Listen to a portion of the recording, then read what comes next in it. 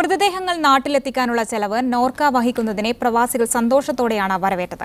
ആദ്യമായാണ് ഒരു സംസ്ഥാനം വിദേശത്ത് മരിക്കുന്ന പ്രവാസികളുടെ മൃതദേഹം സൗജന്യമായി നാട്ടിലെത്തിക്കുമെന്ന് പ്രഖ്യാപിക്കുന്നത്. കേരളം ഇന്ത്യയിലെ മറ്റ് സംസ്ഥാനങ്ങൾക്ക് മാതൃക കാണിച്ചിരിക്കുകയാണെന്ന് ഡൽഹിയിലെ സാമൂഹിക പ്രവർത്തകർ ചൂണ്ടിക്കാട്ടുന്നു. വിദേശത്ത് മരിക്കുന്ന മലയാളികളുടെ മൃതദേഹം നോർക്ക സൗജന്യമായി നാട്ടിലെത്തിക്കുമെന്നാണ് ബജറ്റിലെ പ്രഖ്യാപനം. മുഖ്യമന്ത്രിയും ധനകാര്യമന്ത്രിയും മുഴുവൻ സംസ്ഥാനങ്ങൾക്കും മാതൃക കാണിച്ചിരിക്കുകയാണ്. മറ്റ് സംസ്ഥാനങ്ങളും ഇത് നടപ്പാക്കണമെന്ന് ഈ രംഗത്ത് പ്രവർത്തിക്കുന്ന സാമൂഹിക പ്രവർത്തകൻ അഷ്റഫ് താമരശ്ശേരി പ്രതികരിച്ചു. ഒരു 40-50-60 ആൾ ഒരു മാസം മരണപ്പെടും. അത് ഫ്രീ ആയിട്ട് അവരെ വീട്ടിലെത്തിച്ചു കൊടുക്കാനുള്ള സന്മനസ് കാണിച്ച കേരളത്തിലെ മുഖ്യമന്ത്രി എല്ലാ പ്രവാസികളും അഭിനന്ദിച്ചേ പറ്റും. ഇന്ത്യയിലെ ഒരുവിധ MP-മാരൊക്കെ എല്ലാ ജില്ലയിലെ MP-മാർക്കും ഞാൻ ഈ ലെറ്റർ കൊടുത്തു ബോഡി ഫ്രീ ആയി. ഇതുവരെ ഒരാളൊരു തീരുമാനം എടുത്തില്ല.